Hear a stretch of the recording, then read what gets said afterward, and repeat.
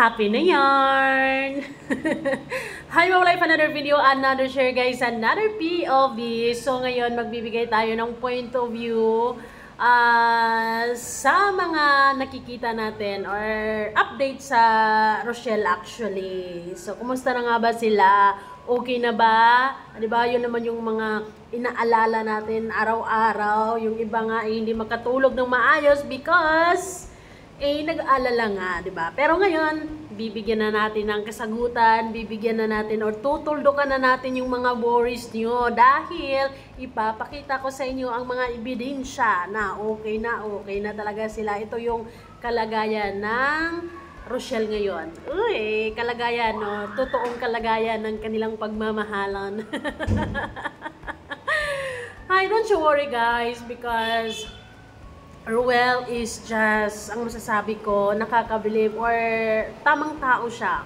Tamang tao sila para sa isa't isa. Kaya hindi nila hayaang mag-go away ang isa't isa sa kanila. Diba? Dapat manatiling strong. Uy, nakakakilig ang ano ko ngayon. I-share ko ngayon. Kaya naman, Pero syempre, bago ang lahat, don't forget to support and subscribe Kuya Val Santos Matubang, Ate Ignal Vlog, Kalinga Prab, Roel Malalag, Rachel Morales Vlog, at sa lahat ng Team Kalingap. Siyempre guys, isama na natin, susuporta natin ang Team Roel. And of course, maraming salamat sa tiwala at pagmamahal nyo sa aming RORD. So guys, simulan na natin ang kilig. Because I think we deserve this feeling dahil ilang araw ba tayo nag-aalala? O, diba? Ilang araw tayo seeking for an answer. Kung kumusta na nga ba ang ating mga langga? Noko naman. Para bang ginawa na natin silang mundo. Sige. So, sisimulan natin dito. Oy.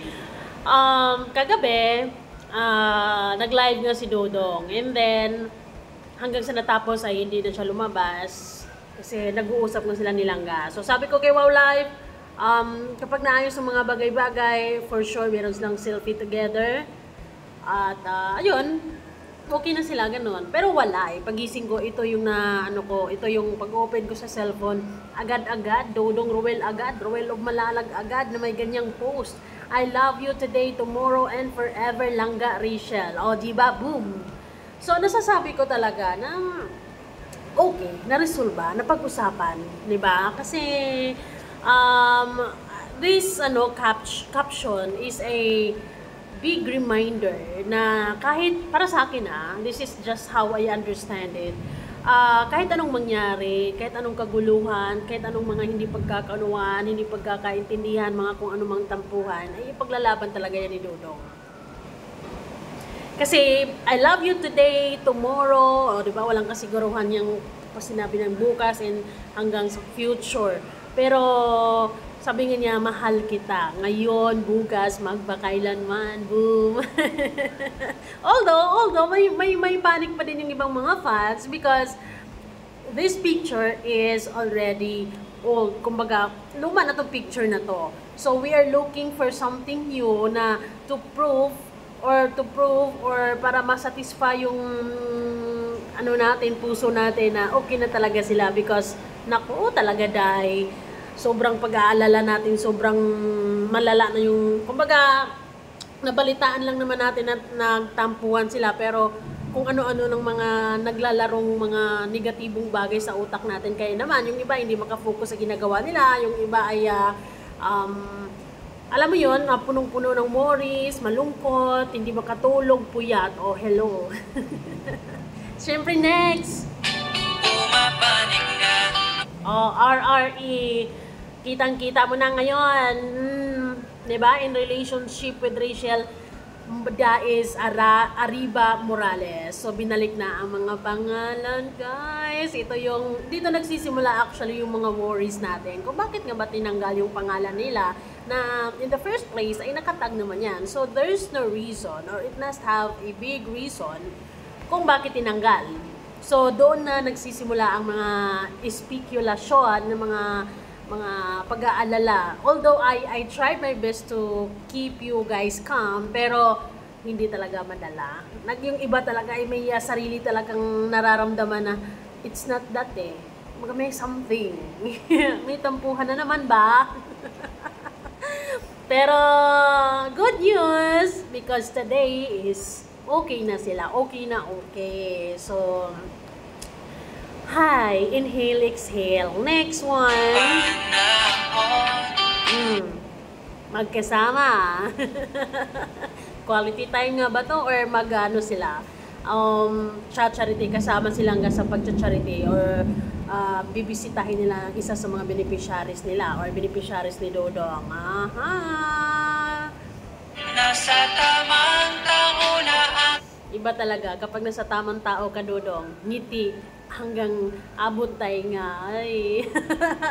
Ginawa talagang 3 ang pag-upload ni Dodong Royal para sigurado na hindi kayo mag-iisip. Dahil yun, that's the proof. Yun yung proof na inaantay natin na okay na ba talaga sila? Is it really, really, really good? Is it okay na ba talaga sila? Wala na bang tampuhan? Naayos na ba talaga? Napag-usapan na ba talaga nila? Oh my God! Although it's overwhelming na may ganong klaseng pagmamahal yung mga supporters nila, but then somehow it's a it's a challenge din. Pero syempre, maraming salamat sa support at pagmamahal ng mga Rochelle fans dahil sobra yung pag-aalala nila, sobra yung pagmamahal, sobra yung suporta. Siguro may worry sila because gusto lang naman nila sa Maglangga na okay sila lagi. Yung masaya lang sila, yung gusto nila yung ang fresh ng relationship nila, 2 months actually, and gusto nila makita ang dalawa na happy lang, masaya lang. No, yung gusto nila makita yung sinasabi nilang relationship goals. I can still consider na ang Rochelle ay masasabi nating relationship goals because they're doing the best that they can na maayos at magiging maganda yung relationship nila. At the same time, tinutupad nila yung mga pangarap nila na magkasama. O, diva? Next, guys. So, ito yung mga 3 larawan na masasabi natin na I know na magiging panatag yung puso't isipan yung dyan na sa mga nag-aalala. Ito yung totoo eh. Ito yung yun yung realidad ng buhay na kahit ka-perfect yung relationship nila, kahit na napaka-responsable sila, napaka-masayahin nila, pero may mga araw talaga na rocky. May mga araw talaga na pagdadaanan nila yung mga tampuhan na yan. And somehow, let's always look at the brighter side, ika nga, na yung mga tampuhan na yan, it's not always bad. Somehow, somehow it helps us actually na para mas makilala pa sila lalo, no? Para mas makilala pa sila lalo. Wait lang. So, dito na tayo. Wait lang. Ay, na-cancel kasi. Ang sarap na kasi ng ng paliwanag ko. Gustong-gusto ko na yung mga sinasabi ko. So guys, ito naman yung nagpapatibok ng puso ko. Grabe naman talaga. Ang sarap ng feeling kapag kasama ang love mo. May pahinga. Aha. No, magaan talaga sa pakiramdam kapag magkasama sila. Ito yung gustong-gusto natin eh, 'di ba? Ito yung gustong-gusto nating makita na magkasama sila. Ang sweet naman kasi. I think this is their theme song ba to nila? Because every time ay parang lagi ko tong naririnig yung I Need You. Tingnan natin.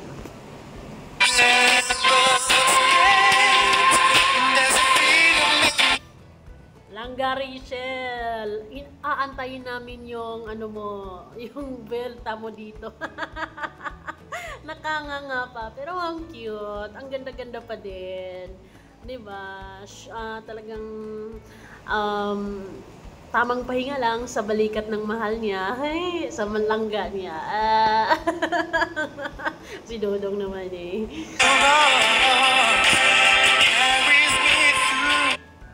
Sino ka dyan? Nakanganga na lahat-lahat tulog. Puyat siguro to kagabi silang ka. Anong oras kayo sila natapos sa pag-uusap and then hindi pa yan natatapos dyan, di ba? Siyempre may mga message pa yan or kung ano man, or nakatulog ba sila agad-agad. So, puyat. Pero okay lang.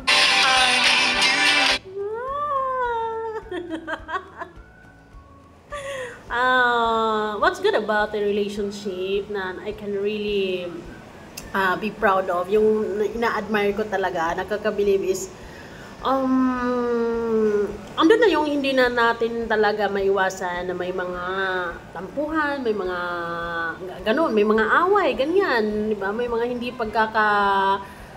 unawaan, pero the good thing is, binaba nila yung pride nila, or binaba ni Dodong yung pride niya. Nag-effort siya, pumunta siya doon sa bahay nilang Garishel, naghintay siya, and then, ayusin yung lahat, ayusin yung bagay-bagay, ayusin or pag-usapan yung mga nangyayari. Kaklaruin, ipapaliwanag, ang dapat ipaliwanag, mag-uusap, mag-ayos, or mag-sorry. Di ba? Okay na, happy-happy na ulit! Hi! Langga Rachel, I want your, revenge. Gusto ko yung mo dito, syempre, hindi gusto ni Langga yung ganyan. Yung nakanganga siya, tapos binibidyoan ni Dodong. I don't know. Pero ang cute lang din naman niya. Ang ganda-ganda pa din naman kasi that's the reality in life. Siguro pinakita lang ni Dodong na ganyan sila ka-sweet. Totoo nga yung sinabi ng mga fans kanina or ni Ate Gina Pundal. Actually, marami sila nagsasabi na after fight is lambingan. Yung pagkatapos ng away or pagkatapos ng tampuhan is yun, yung masaya ulit, yung sweet, mas lalo kayong magiging sweet. Ayan na nga yun. Tingnan mo yung mukha mo dong, ang proud na proud Langga ko to. Diba proud na proud siya? Di pa kasi ako nakontinto nito. Kaya, actually, ilang ulit ko na to pinapanood and nagiging lang ako, teary eyes.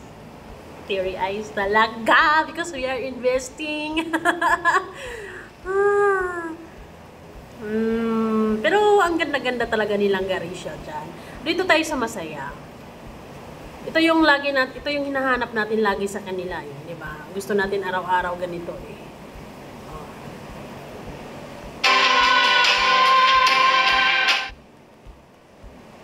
I need you like water, like real love. Ito na. Ito yung lagi nating gustong makita sa kanila. But then, life is not that so perfect, meron talaga mga rocky days. And after rocky days, ayun naman yung makikita natin na super sweet na naman ulit. Look at this, ito yung Rochelle na lagi nating hinahanap. Panayaw tatanan, diri sa diskuhan. Diba? Ang saya lang, ang sexy lang nilang dyan. Dagan kayo, tao mga tutantanan. Bihira lang ako makakita kay Rachel na nag-skinny jeans. But ito skinny, high-waisted jeans ba yan? But she looks so fine. Ang sexy. Actually, nagiging mas lalong blooming silang Rachel. Na ngayong inamin na nila na yun na nga yun. Mga tutantanan, diri sa diskuhan. Diba? Si vibes. Kaya, kapag may mababalitaan ako na ayun na nga may something, may mga hindi pagkakaunawaan, I'm not really sad or nalungkot syempre, pero hindi ako yung tipong hindi ako makatulog kasi naniniwala ako sa pagmamahalan ng dalawa eh. Malaki kasi yung tiwala ko kay Ruel and kay Langga Rachel na aware na sila sa mga bagay na yan, na nasa utak na nila yan, or kumbaga bago pa nila ginawang official yung lahat-lahat. Siyempre, alam na nila yung may hindi sila pagkakanuan, along the way may mga problema, may mga pagsubok, may mga intriga, may mga issue, lalo na nasa sukmit sila, di ba? Pero, hindi sila basta-basta susuko, my goodness. Kauban ng kanayag, maghataw ng tanan. Iat-iday, Ki ato diyang agi ni Dodong. Pero in fairness, ang ganda-ganda nilang Rachel. Ang cute ng face. Ah. Kagwanda. Uday, at uday. Sige lang. At uday. So that's it, no? Balik happy heart na naman tayo nito. Hi, inhale, exhale because everything is good, everything is fine. Rochelle is okay. Siyempre naman, no? Hindi naman basta-basta hayaan na lang nila yung na tumagal yung mga tampuhan na yan. Sure tayo dyan na may mga tampuhan, yes, parte na yan ng relasyon. It's always there, pampatibay nga yan actually. Kaya no worries na, wag na mag-alala, matulog ng maayos because Rochelle is okay. So ayun lamang guys, thank you so much for watching. Bye and be kind. Embrace positivity, avoid negativity. Stay pretty. Bye!